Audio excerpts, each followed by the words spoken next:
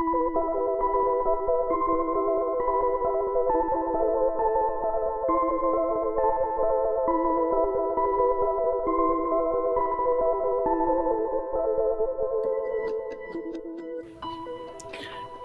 and welcome to Mystery Explorer.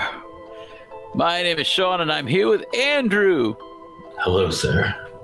But yeah, my big thing when I was a kid was little things, like little people in movies scared me a lot. Like even Ewoks didn't scare me, but like a bunch of Jawas scared me. But any of that stuff, like I told you before on the podcast, I was scared. Like the idea of the Chucky movies was the most terrifying thing in the world to me. And I remember then I finally saw them when I was in middle school, and they still freaked me out a little bit. Now they're like, of all the horror movies we watched, yeah, they're silly. Funniest. They're like the silliest of the But just the idea was terrifying as a kid. Just these like, I think maybe because you're little and you are a kid and it's like on your level or something. I don't know why the little.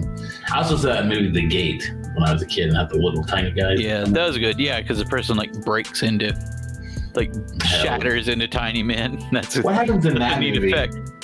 That maybe it's because like a comet lands in their backyard or something weird. I guess. Like I liked that movie when I was younger, but because I thought some of the effects were fun, but I didn't think that story was very good. Yeah, I don't have any, from when I was that age and young and 10 and 12, I don't have any, I've never, I mean, up to this point in my life, I've nothing, I mean, I'll get to other little tiny little incidences, but nothing, I never had a sighting. But at that time, it was funny because we lived in St. Simons, which is like South Georgia. And we moved right before we moved to Savannah. I was probably like 5th grade. But we moved to Brunswick. We bought this historic house. It's like over 100 years old. Mm-hmm. And I still do this to this day. When I rent a new house or buy the house you move into, I'm like, okay, well, let's see what happens. Maybe there's stuff going on in this house. Even though I've never seen anything. And then after about 6 months, you're like, oh, I guess I'm fine. I guess nothing's going on in this house. Just get used to a place. Yeah, well, I'm always like wondering, is like, well, because I've watched like every episode of Ghost Hunters ever. It's like, let's just see if something pops up after a while. And then you're like, no. But this was already, I was at that age where I'm primed and scared of that stuff. I'd stay up all night, And then in this house, those old historic houses, they had like basically one bedroom. Like the upstairs was like a master suite where my parents were. My sister was like in an extension that was built in the back, but there was no extra bedroom. So my bedroom is basically like the study, but it looked like a study. It wasn't like it wasn't my bedroom that I made it up to look. It was almost like we had a day bed in there because we were there like only for a certain amount of time.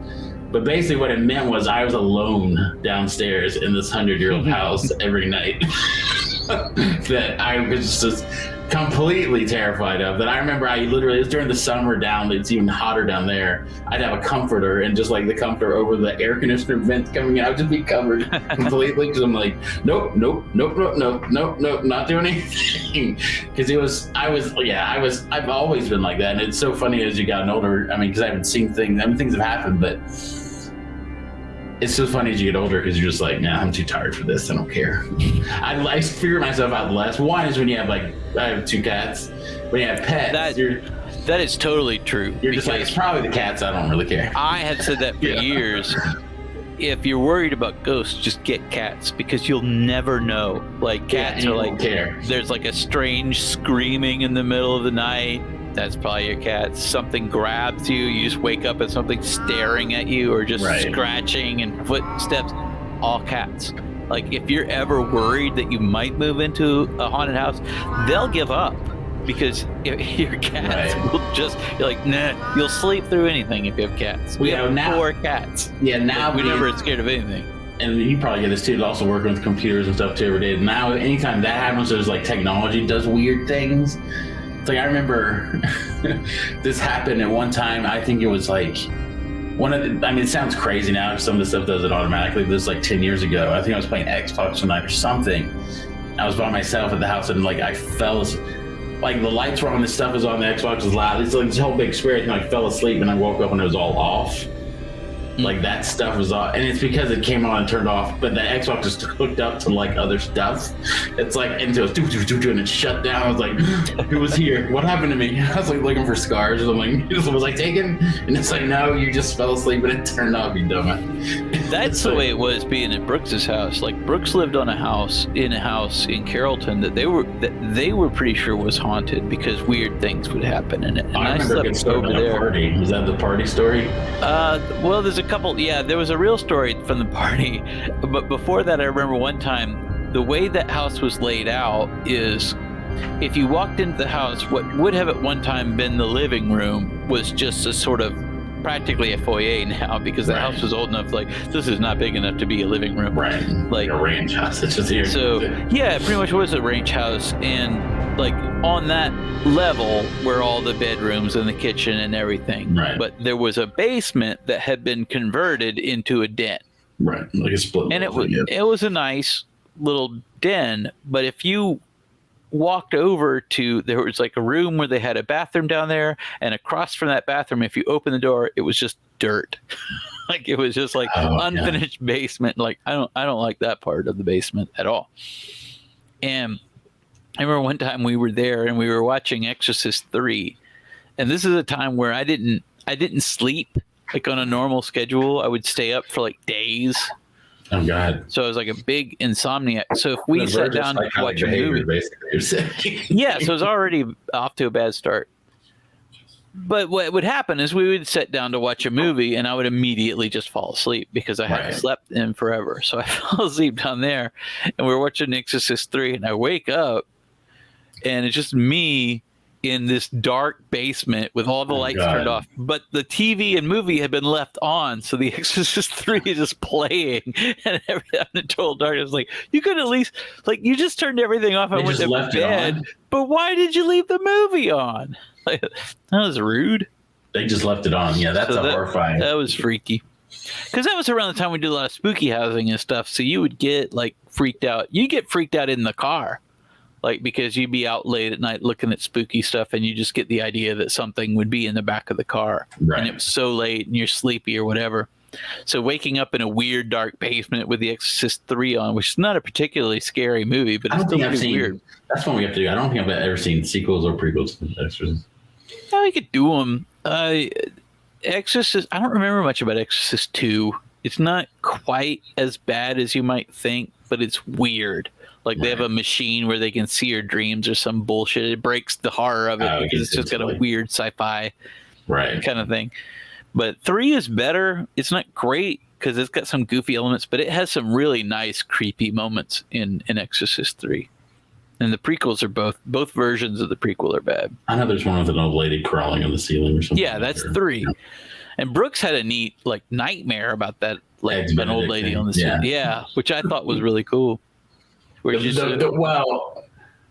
to sum it up, he had a nightmare about, he was just in somebody's house and he kept hearing noises right upstairs or something. He's like, what's going on in your attic? And they're like, nothing, don't worry about it or something.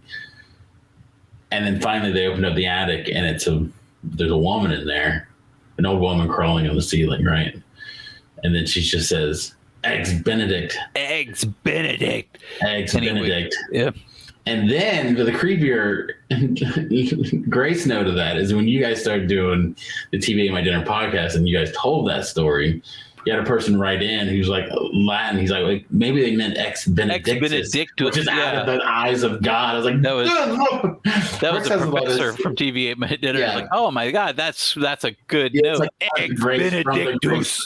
God, like, it's like, my God, that's awesome. What a great layer to put on that story. Yeah, Brooks has had a lot of weird, again, my dreams. He's like me. He has a lot of troubling sort of nightmares, like story nightmares. Like, I really identify with Brooks because he has a lot of crazy nightmares. With Brooks, I could buy that they're like repressed some kind of feeling. You're much more expressive. I'm talking about like creatively sometimes. You guys are both expressive creatively, but I always tend to think it's like my dreams are just I'm at the grocery store with like a lot of different people. Like you guys are there and now we're on vacation somewhere and you guys like, it's like an inventory of like imaginary places and everybody that I know in my life. It's like, it's really, you can just feel my brain processing thing, I never have, he has dreams about like just walking through the forest and there's a submarine just sitting in the forest floor. And then he has some neat inventive ones. Every now and then I have a neat inventive story dream and I write them down if I do. I don't keep a normal dream journal because I think normal dreams are dumb. Like,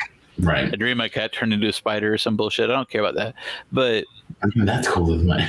It's weird, but it doesn't have a story. If it doesn't have a through line, I get tired of it. I hate listening to people's dreams. It's like flipping through a stack of photographs. If I'm not in any of them, and nobody's having sex, I don't care.